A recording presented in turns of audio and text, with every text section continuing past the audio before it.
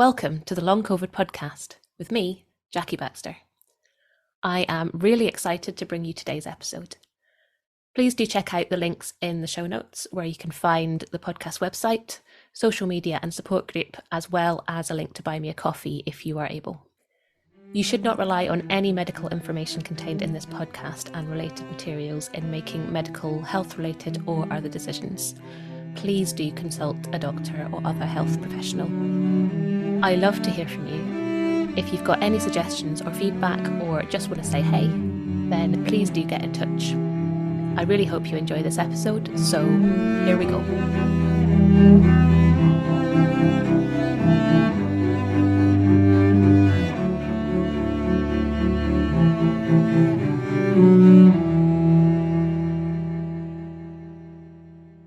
Hello and welcome to this episode of the Long COVID podcast. I am delighted to be joined this morning by David Joffe, who is here to talk about sleep and all sort of stuff around that. This is something that is affected by long COVID quite a lot. So hopefully this is going to be a really interesting discussion. So a very warm welcome to the podcast this morning. Thank you. Would you mind just saying a little bit about yourself before we get started and sort of what it is that you do? So I'm a respiratory and sleep specialist, and many moons ago, when I was still doing research, my interests were in circadian rhythm and cognitive impairment in obstructive sleep apnea. That was my PhD. And then later I developed interests in reflux and lung disease, neuromuscular disease, ventilation, non-invasive ventilation. And in a strange kind of way, because I also have thousands of veterans, I developed an interest in dopaminergic pathways and PTSD. And then COVID came, and it's pretty much all the things that I have had a long interest in. And so when I saw my first person, April 2020, with long COVID, I started to read furiously and hadn't really stopped. I now write stuff and try and collaborate with much smarter people overseas. We don't have a huge depth of interest here. Yeah, and one of the great things to come out of all of this is this kind of greater sense of connection and collaboration between, all of these people coming together from everywhere. Yeah, it's really, really cool. So I suppose sleep. We all know that sleep is important. We know how rubbish we feel when we get a bad night's sleep. Probably most of us remember that from before we got unwell. So why is sleep so important? And I suppose for everybody, but particularly in that sort of healing process. Well, sleep is the essence of, it's the most important 8 hours of your life. Without sleep, animals perish. We've done those experiments. There's two distinct and important components of sleep. There's slow wave sleep, which is restorative or recuperative sleep. It's the energy of sleepiness. It's what makes you feel tired and makes you want to put your head down. And it is an S-shaped curve. So it builds pressure over the day until you get to a peak. Obviously, if you start sleep deprived, you are simply starting at a higher peak, and that peak just keeps building. It's more like an Australian mortgage than an American mortgage. It has to be paid back. And it is when we drop our blood pressure, drop our heart rate, flush out our system, reduce our sympathetic tone, increase our parasympathetic tone. REM sleep's a very different animal. REM sleep is really about rebooting our PC, our brain. And so it's all about flushing out the RAM, if you will, so that we forget and dispense with all the input that we've had during the day that is of little relevance. We don't want to store it, keep it, remember it. And we store the bits that matter. So it's all about memory consolidation, but it also has some other remarkably important aspects beyond that. So it's deeply involved in new learning. It has a significant role in executive function. It's the kind of brain part of sleep, if you will. They are both essential. You can't do without them. But we separate them and have done forever because that's, how it just pans out. And the pathology of COVID-associated sleep disruption is similarly a little bit dependent on, which aspects of sleep are most affected.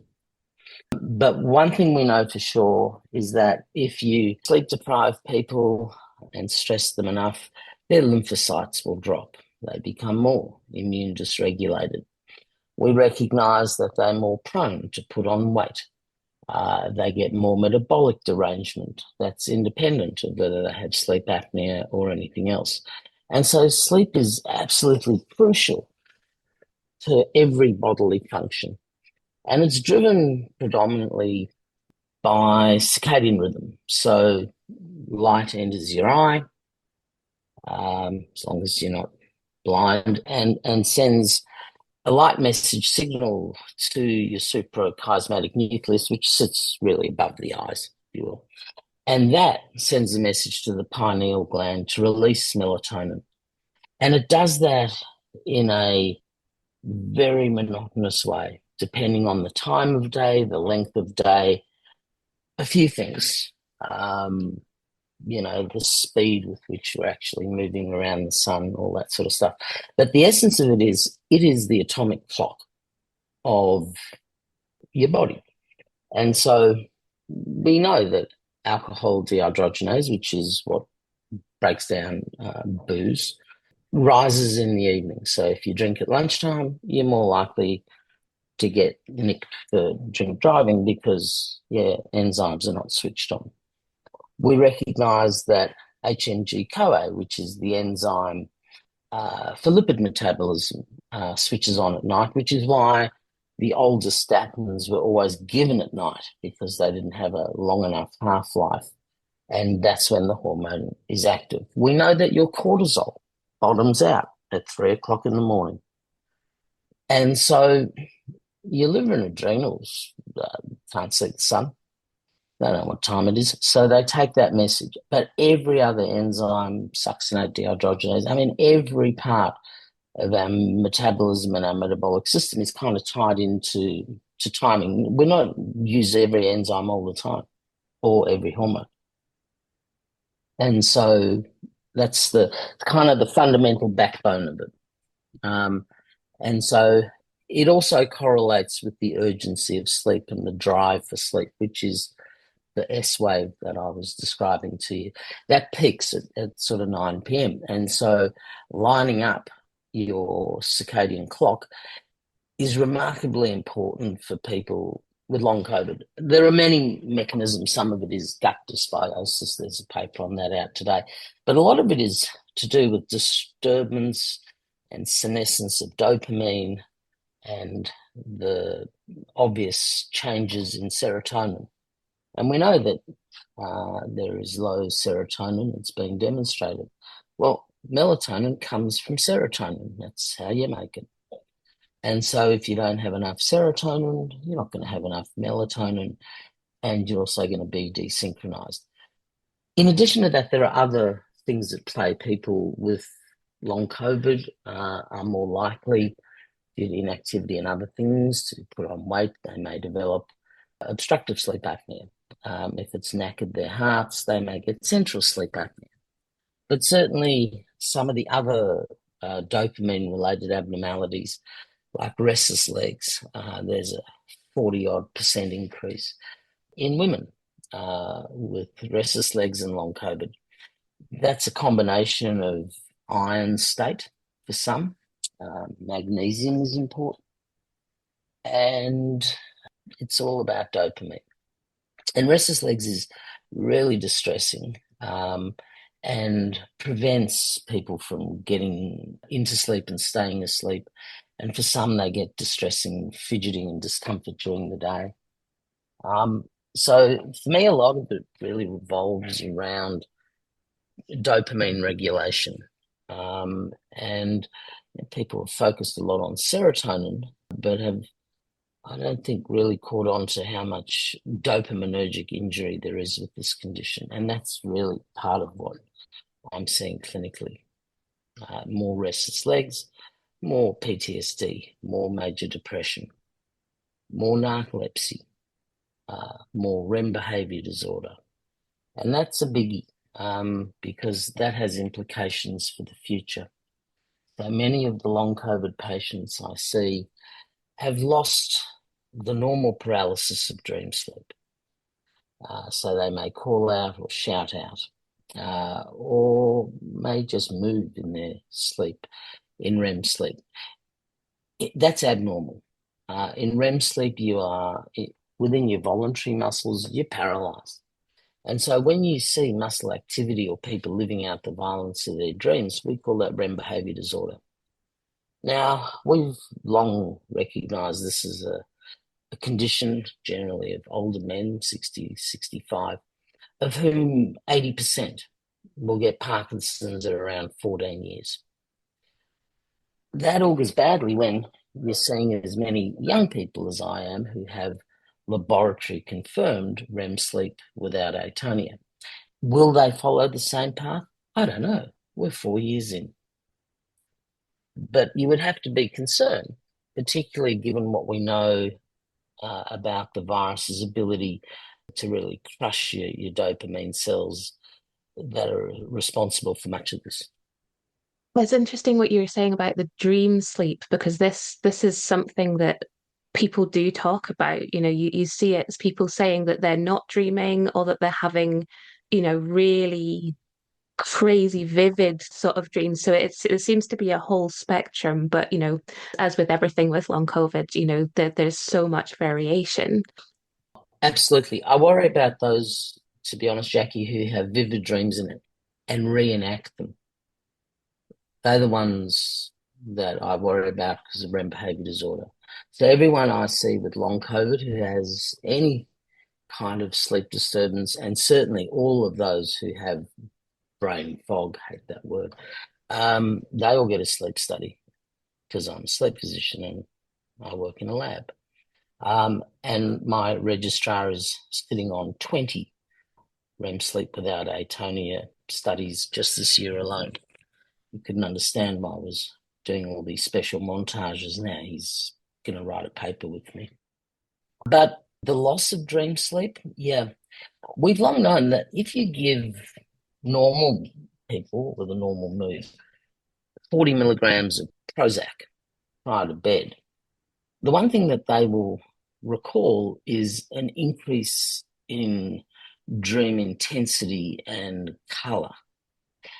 It's actually a really old psychiatry trick, and I guess I kind of overlap with psychiatry so much with PTSD. I actually at one stage examined for the College of Psychiatrists as a physician. Trust me, I'm not mad. But what struck me is they've always known that the re-emergence of colourful, vivid dreaming is a pretty useful guideline to the fact that you're on the right antidepressant at the right dose.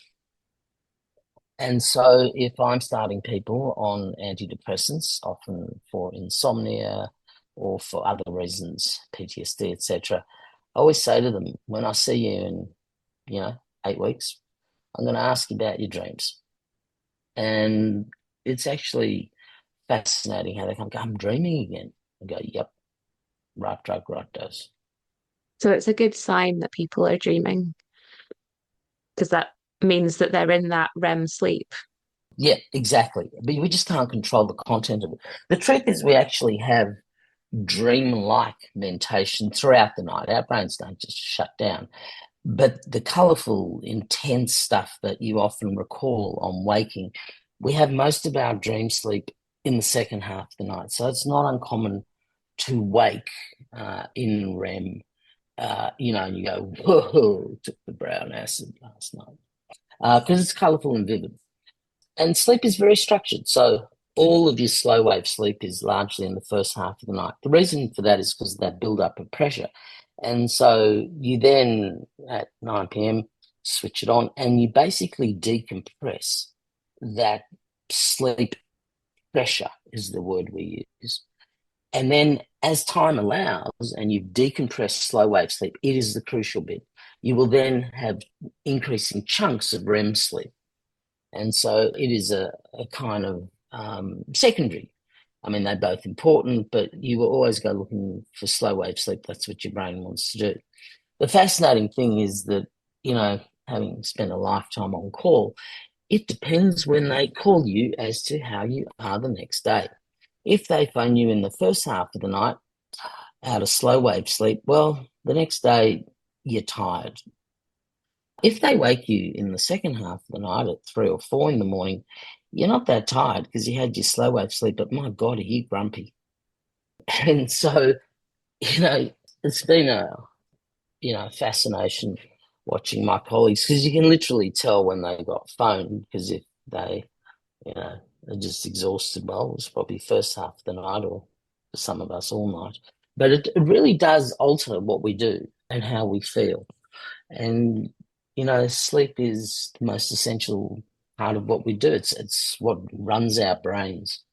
And so all this kind of American bullshit of, lunches for wimps, Gordon Gekko stuff. Well, half the world goes to sleep at lunchtime.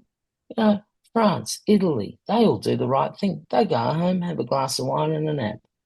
I can tell you around the equator, no one's going hunting in the middle of the day. It's too damn hot. They're all lying under a tree asleep. And there is a second natural window of sleep that occurs around about 1 p.m. And we should use that. And I always tell my long COVID patients, don't ignore it, use it. Have that secondary nap. Don't make it long, 30 to 40 minutes at the absolute most, and try and get some sleep. We know that if you go beyond 30 minutes, you might sink into slow wave sleep, and then it's like, trying to float to the surface. It's awful. It's sleep inertia. But if you give people a 20-minute nap, so it's really just stages 1 and 2 sleep, we know from large studies we've done on airline pilots, air traffic controllers, it actually improves performance. And so, the stock market can wait for an hour. We'll be right back. I'm interrupting myself for a second to tell you about long COVID breathing. The fabulous Vicky Jones and I have teamed up to bring you long COVID breathing. We are both passionate about sharing our expertise and experience of the breath and how incredibly helpful that can be with long COVID. We've worked together to develop a course that is specifically tailored to those with long COVID. It's a 6-week course with 12 sessions, all delivered online. The community feel and learning that we're all sharing is such a joy. To find out more information and to sign up for our courses, workshops and other shorter sessions, please check out the link below, longcovidbreathing.com, or email longcovidbreathing@gmail.com to start your breathing journey with us.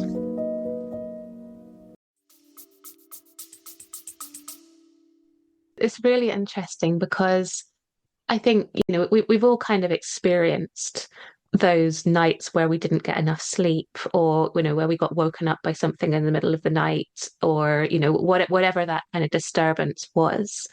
And I think, we've all experienced, feeling grumpy the next day or just feeling off, not being able to concentrate enough, all those nights, back at college where you pulled all-nighters, and the next day, you can sort of function when you don't get enough sleep. We know that we feel rubbish, but kind of understanding a bit more about why is just fascinating. So you were talking about when the cortisol bottoms out in the middle of the night, about 3 o'clock in the morning, you said. And, cortisol comes up a lot when people are talking about all sorts of different aspects of long COVID. We hear about a lot of people kind of waking up in the middle of the night. Is that related? No, I don't think so. I think there's another explanation. So the finding of low cortisol is not always replicatable.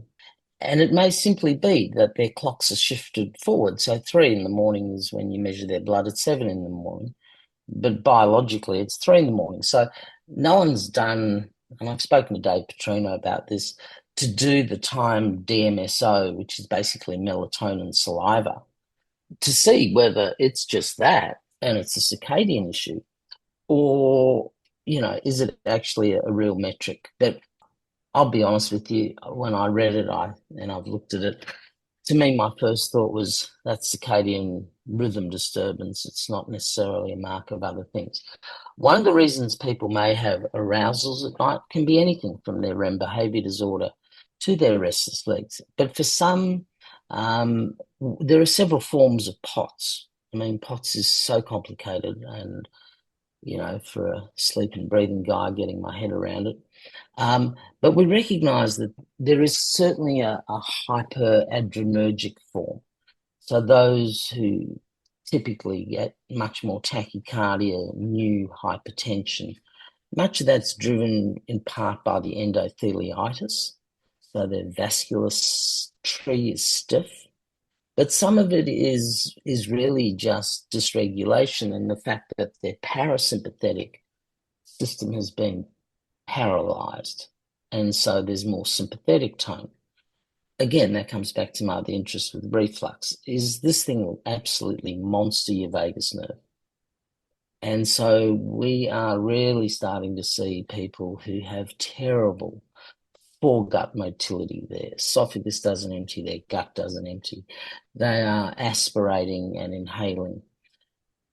Part of it's mast cells, some of it is just direct vagal injury, all the way back to the brain. But it's the nerve of everything. It's what moves your voice box.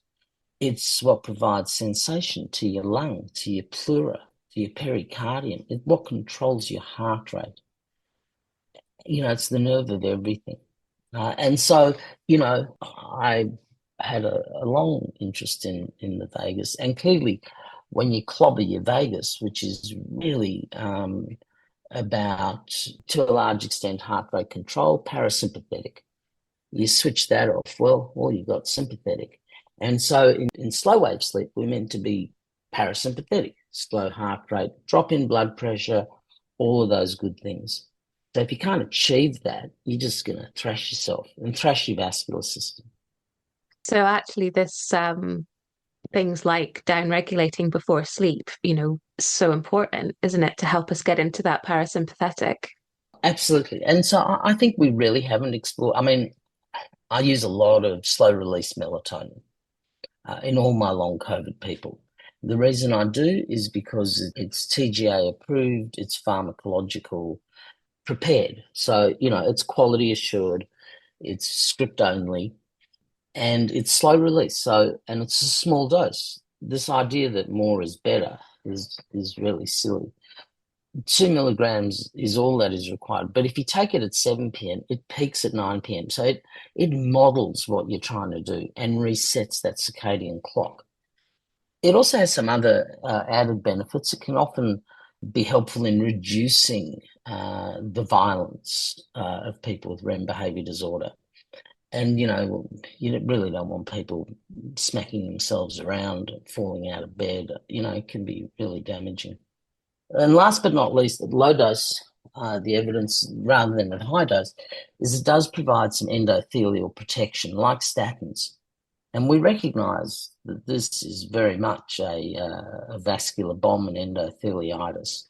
And we're hoping very much that the paper that we've written, Ray Zier and Doug Kell and Dave Petrino and a whole bunch of us, will actually get to see daylight, because it's really good science. Now, what about like morning people and nighttime people, and how does this kind of work? I mean, obviously, this morning's a little extreme for me. Because of our time difference, it's 7 a.m. here. So my brain's a little sluggish this morning, let's say. But when we're trying to kind of get a sleep cycle going. There is a logic to that, you realise, don't you? Is that fundamentally there are two clock cycle lengths. There's a 25 and a 23-hour clock, and some dick divided the world into 24 hours. So there are early birds. I hate them. They're the guys who are up at the gym at 5. Oh, yeah, baby, yeah, pumping. Except they have no social life because they have to be in bed at 8. And then there are guys like me who, you do not want to talk to me in the morning. it's got to be two short blacks and a cold shower. But I can write science at 9 o'clock at night. I'm just the other side of it. And so we all have, it's just the way we are. It's like men and women in terms of, sleep arousal. I mean, no bloke's ever heard the car in the driveway or the key in the front door. No, that's what mothers do. Mums sleep out the front of the cave, listening out for bears, and we're down the back. Nothing much wakes us. That's just biology. And you actually can't really change it. In adolescence, that's why their clocks shift forward and universities need to adjust to that, is that kids' clocks are delayed. So they actually want to go to bed at 2 in the morning and get up at 10 or 11. That's why they always grow on school holidays, because parents let them sleep. Growth hormone is released in slow wave sleep. That's why you're always buying new shoes at the end of the school holidays, because they've grown. And I guess, this is just kind of reiterating how important that sleep is, for growth, for healing, for all of these things. So Absolutely. I suppose the question is, how do we improve that sleep? How do we get into better sleep, longer sleep, the right sort of sleep? We'll be right back. Hey there, I'm just jumping in for a second to see if you're enjoying this episode. If you're finding it useful, maybe you would consider sharing it somewhere, a friend, a group, or even on your Twitter feed. If everyone was able to share just once, we'd be able to get this information out to even more people who really, really need it. So please consider sharing somewhere if you possibly can. I hope you enjoy the episode, and thank you so much.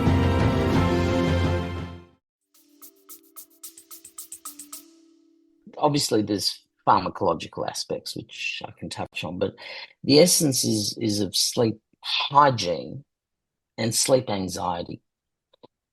One of the problems is people start to worrying about not sleeping.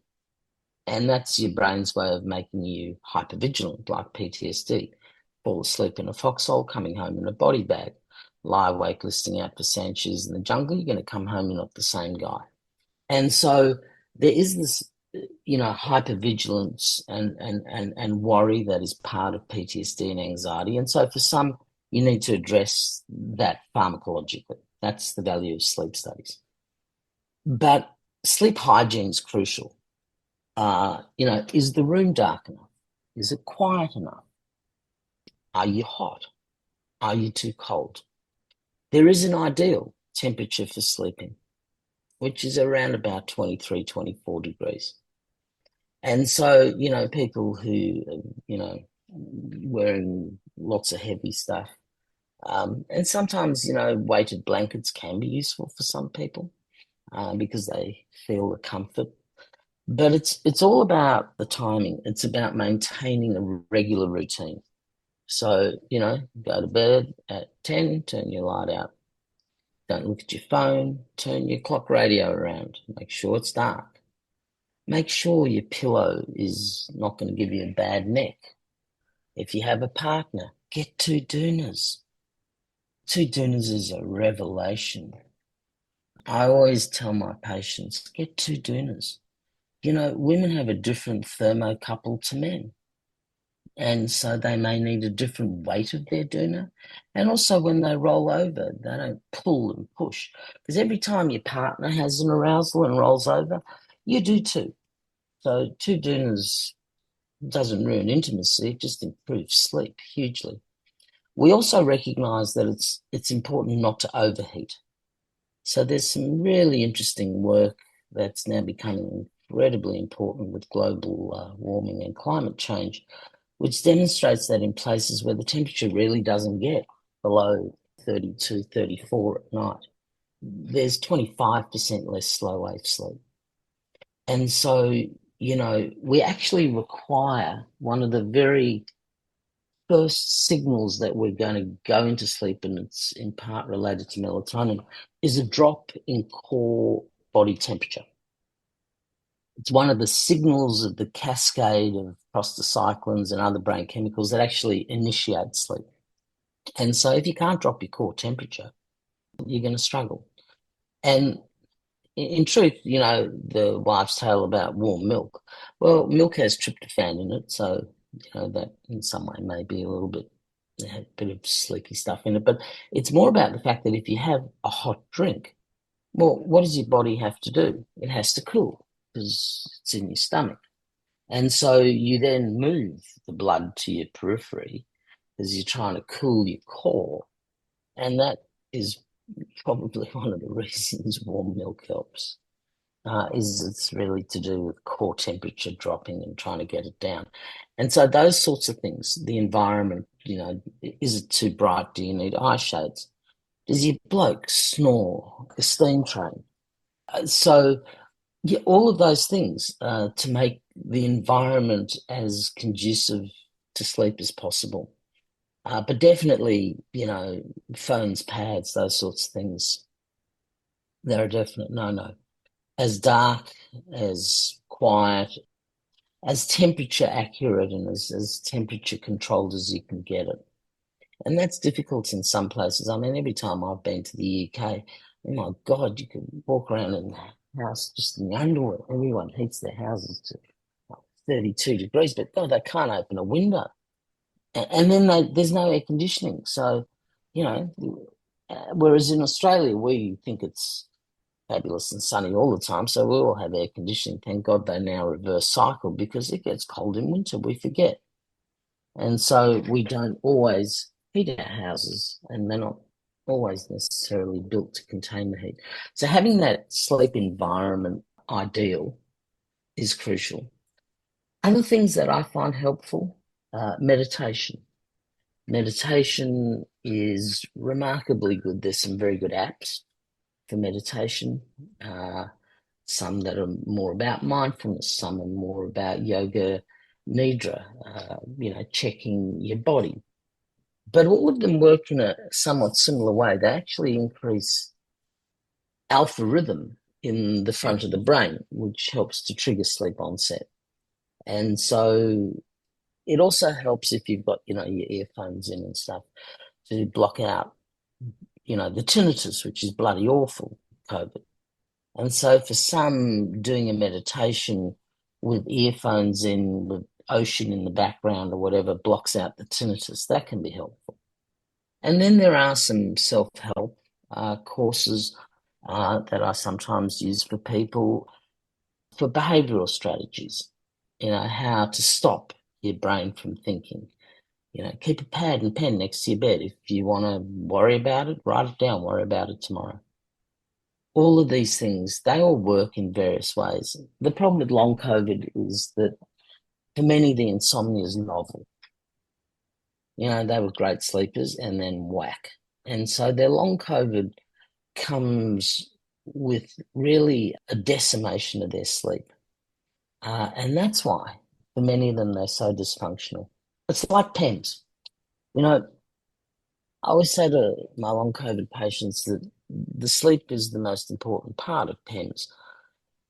For me, PEMS is like your mitochondria are no longer running on thermonuclear power. They've been dismantled and damaged and are hijacked. So you're running on lithium, a bit like one of Elon's crappy Teslas. And the fact is that you're range limited. There's only so much lithium in a charge. And so if you do not charge your battery fully overnight, you will not have the distance. And that's what people find. It's also fair to say that how you use that battery is important. If you do too much physically, your brain will crash. If you do too much mentally, you have a physical crash. And so it's important for people to A, get enough sleep, and B, to recognize what their envelope is for how much they can do before they're going to go off a cliff. And so, that's why things like graded exercise isn't going to fix that. It's not functional, it's mitochondria. And I guess, you were talking earlier about the importance of the circadian rhythm and daylight and things like this. And, for people with long COVID, many are not active at all, so if that must contribute. Yeah, that's part of it. Yep. and I was hoping you'd raise that. I mean, the truth is that, one of the biggest problems is, there's a lot of long COVID in the UK and in the northern darker places. Some of that is probably in part related to the length of the day hours. But also, if you've got really shitty long COVID, well, you're not going anywhere. And so actually trying to, wheel you over to a window, but then you're light sensitive. So that's a problem. The catch is, it's a bit like bone health. We need sunlight to make vitamin D. I do bone mineral density, even on young women like yourself with long COVID. Why? Well, firstly, you ain't going anywhere. B, you're not seeing any sunlight, even if you're taking your vitamin D. And thirdly, we know that the virus itself upregulates bone cells that are actually eating you. And so it upregulates bone destruction versus bone making. And so, these things are really important because, it's the skeleton upon which your muscles work. So for me, there are potentially, I mean, we've used them little white lights and blue lights and things, to try and re-regulate shift workers. And we have that science. And so, I think for seasonal affective disorder, which is people who get the glums and the long dark hours, we know that there are those tools and they've been validated in the sleep literature. Australia is, in fact, one of the leaders in that. And there's science there. And so maybe for those who cannot get out, using these things, because it's about the intensity of the light. Sun's very bright. Screen, not so bright. And the further you are from the light, it actually decays at a really rapid rate. So flux, which is how much light is given off, decays enormously with distance. And that's why the little glasses ones with the lights on top may be better for some people, particularly if they can't get outside. And trying to get some sunlight, I think is really important. But there's no question that the PEMS and the disability compounds the sleep. Yeah, absolutely. Now, you mentioned just then vitamin D, and you mentioned earlier, I can't remember the context, when you were talking about the gut and the motility and all of that. And there have been some connections made between sort of sleep, vitamin D, gut dysbiosis, all of that sort of stuff, for want of a better word. So is this related? Possibly. So the biggest reservoir of serotonergic sources is the gut. Dopamine, there's dopamine elsewhere in the body, but the biggest reservoir is the brain. And so that's why I talk about mast cells because, what we use to block mast cells are antihistamines. Well, histamine is serotonin. There just happens to be quite a lot of them. And so that's the bit that we really haven't got our heads around is the pharmacological ways to address it. But there's no question that the gut is a huge reservoir. There's no question. All the science shows that. And so correcting the dysbiosis, I think, is crucial. So all of my patients are on a very specific probiotic. And the reason I'm a scientist, it's been probably the best studied probiotic done in a Mexican four-way blinded quadruple crossover study. I mean, it's rock hard science. And what they showed was a substantial increase in viral shedding in the feces. Now, if you assume that that's where this thing hangs out, then logically it makes sense to use the most, studied probiotic. And so that's the one that I get my guys to order. And so I always tell new patients, go there and find out where the cheapest place to buy it is. Someone usually knows. But it does make a difference. It does improve the PEMS, fixing the probiotic, as best you can. And for some, it really makes a difference to their constipation. which is also really important. So the gut has a two-way switch, again, vagus. So if you have a large meal, there's a reflex to go and evacuate your bowel. That is the stomach telling the colon to make room, there's more coming. But constipation is a really big deal in long COVID because it goes the other way. If you are fecally overloaded, and that can be for any number of reasons, medicinal, lack of exercise, lack of movement, lack of fluids because you can't drink enough, then the gut, the bowel, sends a message to the stomach to say, well, hang on, we're full, slow down. And so it just makes the gastroparesis and the bloating worse, which is a really common scenario. So I rely very heavily. I have two wonderful gastroenterologists who I've kind of trained by sending them papers over the last 3 years, so they kind of get it, to help me manage the constipation. And interestingly, one of the better drugs that we've used is a drug called Resitrans, which is a histamine blocker.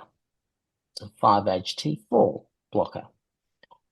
And so not only does it improve constipation, so it's designated for chronic constipation, but we know it helps move the foregut as well. And so we're becoming more inventive about what we're using. Now, we've talked a load about, all sorts of great strategies. You were talking earlier about dopamine being a big thing in sleep. Can we go down that rabbit hole a little bit? So dopamine has lots of functions. I could spend hours talking about it, but the essence of it is that dopamine is everything from the hormone of movement. So Parkinson's, no dopamine. We recognize that pathway begins down at the blue body, which is actually the center for flight and fight and fright. We recognize that we put unpleasant memories with dopamine into a part of the brain called the amygdala. And the reason we do that is basically because it's the fastest route. And so for my veterans, if a car backfires, they don't stand around thinking, oh, it sounds like an AK-47 in Kandahar. They have to get off the pavement. It's the fastest route home. It's a survival advantage. And so dopamine has many components to it. It's also the drug of addiction. And that's really crucial. So in the 50s, big tobacco worked out that if you put ammonia in cigarettes, it binds more avidly to the nicotine receptors. How good are we? So, that's one of the reasons why, nicotine is such a ferociously addictive substance. And it's, again, dopaminergic. We realize that excess dopamine is associated with schizophrenia. And so most of the antipsychotic drugs are antidopaminergic in one form or another. And we know, from the early days in New York, that there were Long Island Jewish psych hospital had a whole plethora of young people with no family history, no drug addiction, turning up with new onset psychosis. The only thing they had in common was COVID. And so it's pretty obvious that, that was really the message about dopamine dysregulation. And it's going to be really important to try and work out, how that actually plays out, because dopamine and mood are also very related. So if you can imagine that serotonin and dopamine the brain likes them in balance. How do we know that? Because if people are depressed, in other words, their serotonin is low, they will often get restless legs. If you put them on an antidepressant, sometimes their restless legs will get better. That's fine. But what is really common is that the dose that people need for their antidepressant means that their mood's fine. But again, there's this dysregulation, this disconnect between dopamine and serotonin. And so we use dopaminergic drugs to relieve their restless legs. How do we know some of this? Well, nature gave us the perfect experiment. It's called Parkinson's disease. Their dopamine just goes kaboom. The problem is, if you look at the literature, 50% of those with Parkinson's have really nasty organic depression. So these are not people who are just feeling sorry for themselves because they've got a bit of Parkinson's. Now, these people are really profoundly organically depressed and need, serious firepower to bring them out of it. And often they are more anxious. And dopamine, I think, because of the amygdala, is part of anxiety. So, there's lots of things that dopamine does. And I think that, in the fullness of time, we will start to better understand how dopamine interacts with, all of these things, because it certainly does. And we certainly know from those with pre-existing cognitive impairment and early Parkinson's, it puts it on steroids. And so there's a lot of literature around people who are, the older group who are just starting to lose a little bit. They're pretty good. They get COVID and absolutely stuffs them. And so, it accelerates that pathway. And so, I think we need to be very mindful about just how, brain injuring this thing can be. I suppose for me, the elephant in the room that we haven't touched upon really is my wheelhouse and also yours of breathing. So you mentioned sleep apnea and a lot of sort of breathing disturbances in sleep. Now, I think we both know how important breathing is to sleep, but I feel like we should maybe touch on this a little bit. Well, I mean, apart from apnea and apart from other things, if your foregut's not working and you're lying on your back, you're much more likely to aspirate. If you've, gone to bed early with a reasonable meal, it's much more likely to come back up at you, and it will contribute to change in voice, hoarse voice, loss of voice. It can get anywhere. It can get into your station tubes, cause your station tube dysfunction. And if you inhale it, it can certainly worsen your asthma, it can even give you asthma. And certainly it will contribute to whatever lung damage is going on down there, because the lung's not a particularly clever organ. But there's more to it than that. I mean, the vagus is what drives your diaphragm. And there is already data that clearly shows that people with long COVID have got reduced diaphragmatic inspiratory muscle power. And so standalone, whether there's anything to see on the CT or not everything that is breathlessness is lung disease. Yes, it may be, but it may be neuromuscular. It may be upper airway. People whose cords are not moving properly have to try and suck through a straw, or cardiac. And, that's a biggie. We're seeing a lot more of that. And so, to me, breathlessness is a very alarming symptom, because it really makes me want to look for reflux. It certainly makes me want to treat it. It always makes me want to do a CAT scan, exclude other things, and of course, evaluate their heart. But the problem is that the technology, and I am actually engaged with a radiology engineering company, is that the resolution of things like CT scans and VQ scans, they'll find biggish clots or sometimes smallish clots. They're not going to find the micro clots.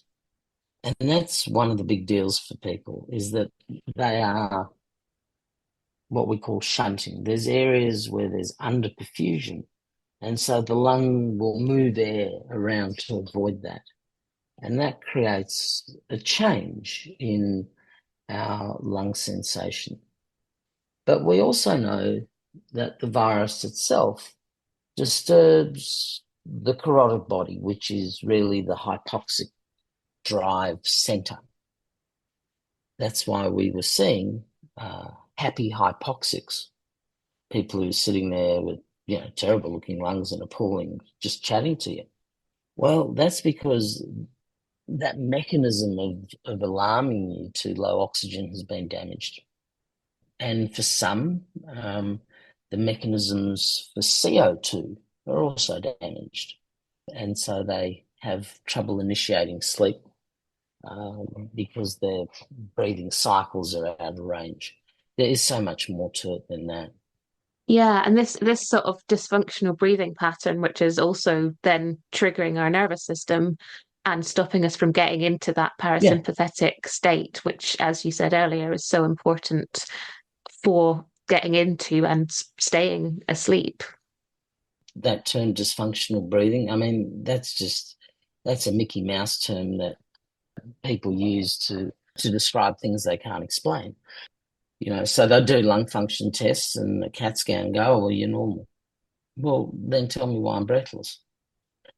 Well, the kind of evaluation that you need to look at people's gas exchange, to look at their respiratory muscle power, to look at all of those things is quite daunting and difficult.